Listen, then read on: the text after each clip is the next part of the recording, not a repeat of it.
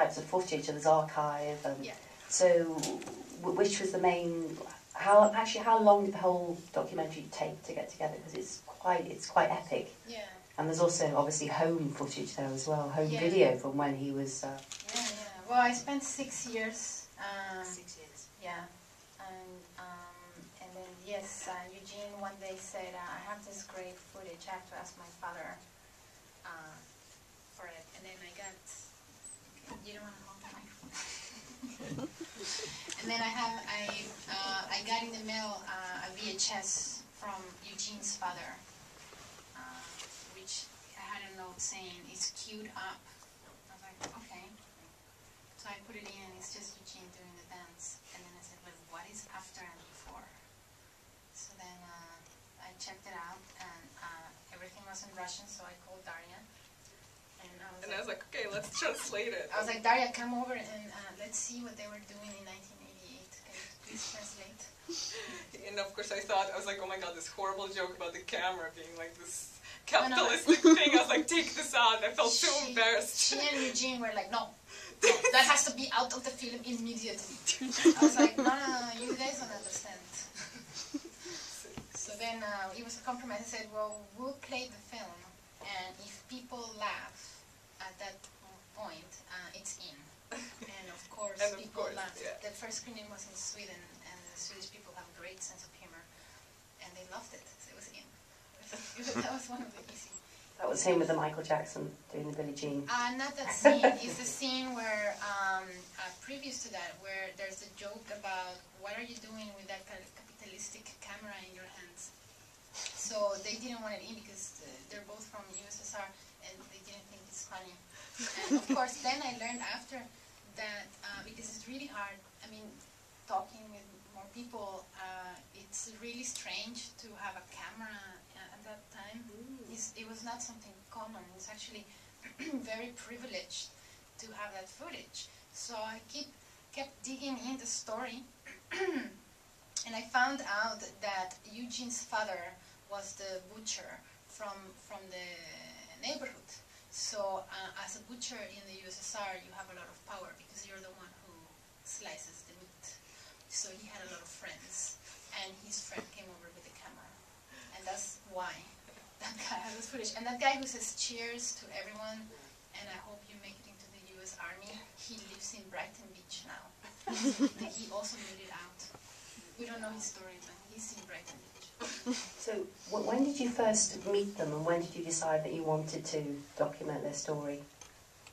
Basically, I went to the Bulgarian bar, and I think I have a friend here who's falling asleep, but I think I went there the first time with that guy there. Or the first time I spoke with Eugene, I was with him. And I just thought, what a funny character. And I had something to do the next day, because I was in film school, and I didn't stay. But I remember asking Eugene, are you teaching here every night? And then he said, yeah, but the party is right now, or something like that. I said, yeah, but I have to go. And I came back the next week, and then I didn't stop going every week. It was like a church. And a lot of those friends there hated me because every Saturday I was busy going there, and they didn't want to come with me after a while. So yeah, that's how it started. And then very spontaneous. I only wanted to do a film about the party that Eugene was putting out.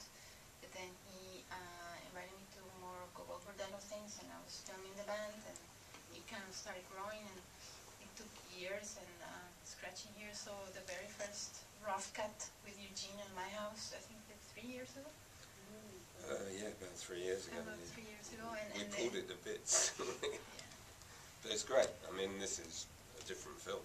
Oh yeah, it's a film. Yeah, yeah. Yeah, he saw rough cut, and rough cut, it's kind of when you go to I guess to some painter, and you just see a mass of colors, and you don't understand what they're trying to paint. And so that's what he saw. And the joke at the moment, as I remember, was that it was called Non-Stop because I will never stop filming or finish the film, right?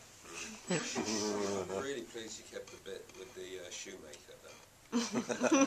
I'd forgotten it, and then I saw it up there on the screen.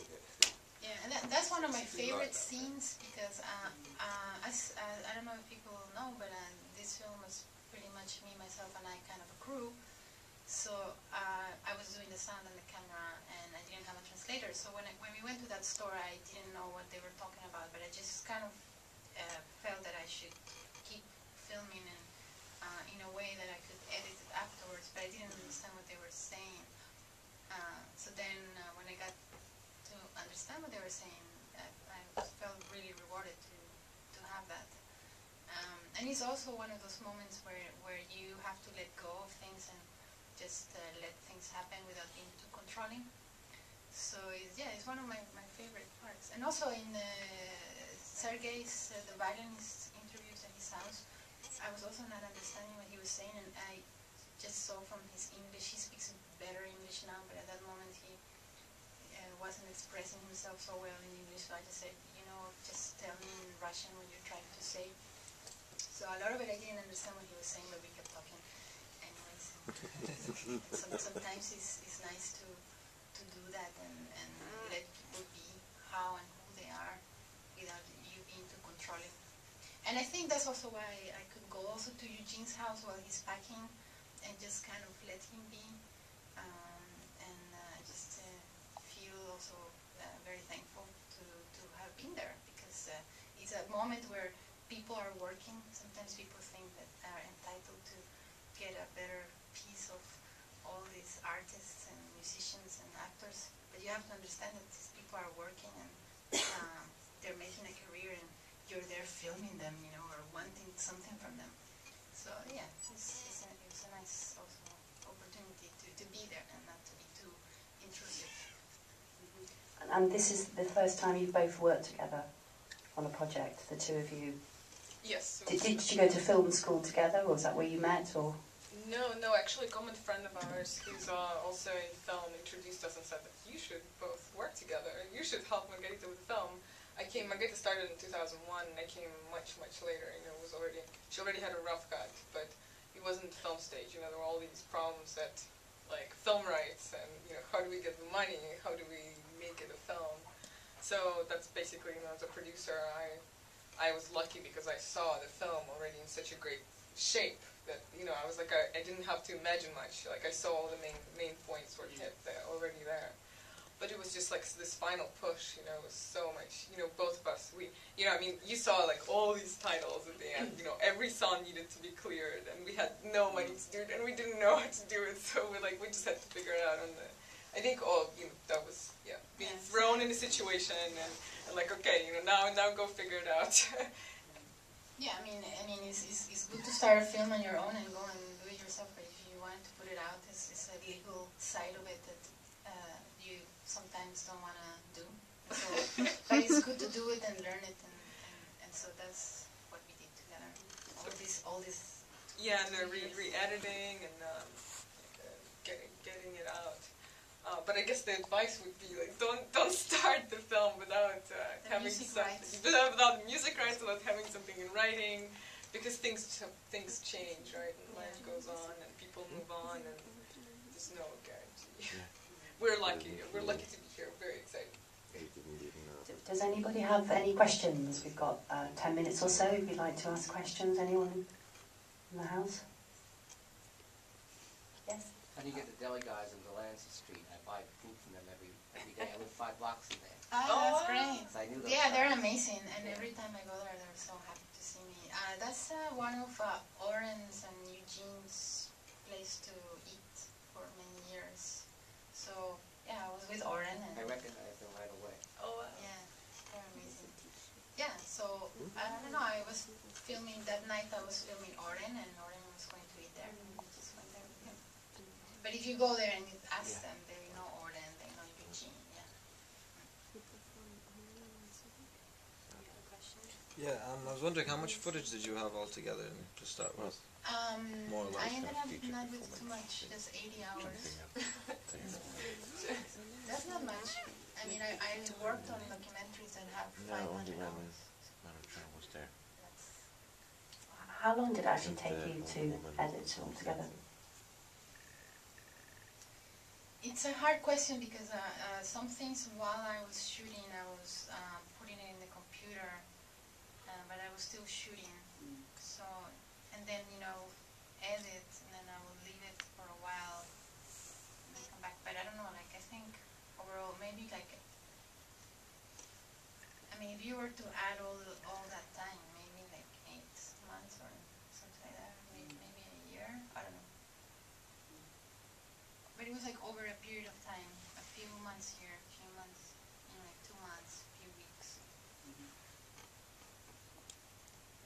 questions. The bar doesn't exist anymore, right? The bar. The bar moved to Ludlow now. After 911 it was closed, no? No. No? Hmm? No, it was open until 2005. I mean, it's still open. It's just in another location.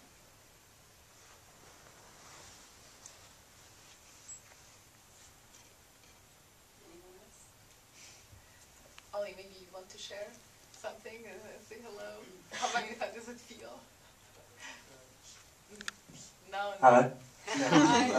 Yeah, no, it's good to see that whole period caught on film because it was an important part of my life. I'm guessing the same for anyone else who's been to a Gogol Bordello concert, especially the early shows where it was really spontaneous, and it's nice to actually have something properly recorded. So, wicked. When are they next gigging in the UK? Or I noticed that they had big sellouts over here, and that was the last time 2006, or? No, they tour here every. Yeah, I think they've been here. I don't know their tour schedule, but I know that they, right now they just started their fall tour. Yeah, I don't know if they're coming here. Yeah. Check it out on their site. Yeah, GogolBordello.com. It's all there. I mean, they're coming out with a new record next year for sure. So now they sign up to Columbia Records, and they had this big shot producer called Rick Rubin produce their last album, and the drummer is not in the band anymore. Elliot has quit the band. And what else happened? And then the next record is a lot of Brazilian influenced. So we're all waiting to hear that. Yeah. Two questions. Why did Elliot quit the band? Is one. I don't know the details, but he got married, and I think he just didn't want to be on tour. They tour a lot. They do 250 shows a year. It's a very demanding schedule. They just had, I think, for the first time in a very long time, I think they had like 4 weeks off or 5 weeks off, and they've been having like 2 weeks off for many years.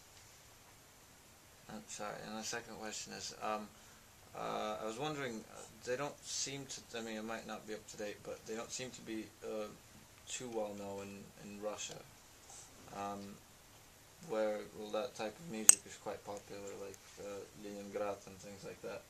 Yeah, I don't know. I think that happens with I think it's Werner Herzog who says that the poets are never they're your own poets. You never recognize them. No? Right. But what's their so sort I think it's the same there. It's when they go there, it's too similar to what is already in the culture, so they can't see beyond that. But then, I was in Moscow, last August, and it was like completely, all these posters everywhere, Gogol Bordello was everywhere. So people do go to the concerts, so maybe they do it once a year. Right. And they have been back, Eugene has been back to Ukraine, to Kiev. Yeah. They did play. You might get some resistance as well because they're not singing in Russian. Yeah, that would be. I mean, I think that's part of why Leningrad is so popular over there, because they're singing, in their native language. Some people need it sung in English. It can work both ways. Bregovic is quite popular as well. Like, I mean, Bregovic, which is quite similar. Yeah, he's very popular in Russia, and he doesn't really sing in Russian. So. I don't know. He lives in Moscow. So. Does he? Has he? Yeah. Moved to Moscow? Yeah, that's the biggest secret, I think. Oh. But I might be wrong. Oh.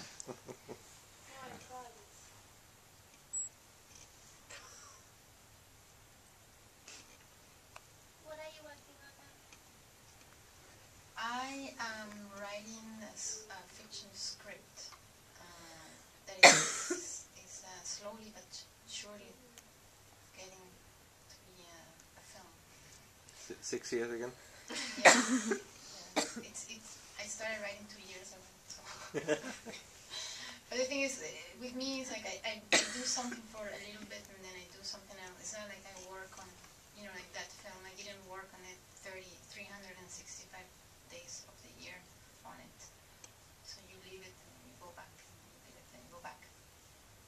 So we'll see how long the next one takes. Some short films also in between. Any more questions? Where are you hoping to take this as producers? Are you other festivals or? Oh yeah. Oh, we did so many festivals, and Margarita went to a lot, and some of them I went to, some of them we went together. I think we're at the end of our festival run. Yeah, we've been touring for a year and a half.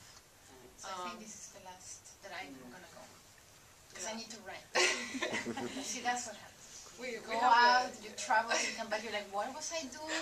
What was the last thing I wrote? Oh yeah, that. And then you, oh, but I have to go next week. So. But we're lucky we have a US distributor, and we're doing a theatrical run, small theatrical run in the US, in various cities right now. But next festival is in Bergen in Norway, in Kiev. And the next one is in Kiev. It's going to be in Kosovo. It took all summer to, I'm exaggerating, it took like 2 months to send a DVD to Kosovo. It was coming back to the US all the time, and I would go to the post office and I'd be like, I'm trying to send this to Kosovo, can you? And they couldn't find the country, so it was really difficult to come back. And then the girl in Kosovo, in Pristina, was getting very worried. And then she befriended a US Army guy. And then she said, why don't you just send it to the US Army base here? So I did, and it arrived literally yesterday. So there you go. That's the way. Yeah, these people, you know, because there's some themes in the film that, you know, deal with refugee status and being without a status, and, you know, Kosovo is part of that. So it's interesting that now it's going to play there, but it just took so long to get something there. It seems like they're like isolated or something. So it's going to go there, and it's going to be, what else is going to go? Kosovo, Kiev, Norway, Finland again, and that's for the third time. Yeah, you can also check it out on the website, right? Yeah, check it out in the website. Gogol Bordello Non-Stop, Google it, and then you'll, I think the first hit is the website. You can check all the schedule there. So there's some press, and we've got some funny clips, reviews, photos, all that good stuff. Great. Thank you very much. Thank you. Thank you. Thanks very much.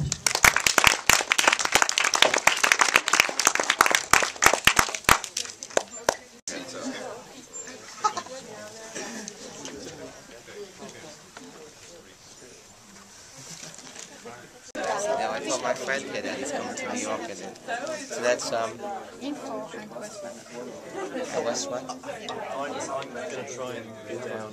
Email to. That's the email. Okay. That's my email. The script that you're working on, Yeah. what is it? What is it? Oh, it's kind of like a tragic comedy, but it has some music. Yes. Have you written it yet? Yeah. So what are you starting to do? Oh no, I'm still working on the script. You're still writing it? It's already done. Yeah, no, you have to go through the process. So, do you have like a thing? Well,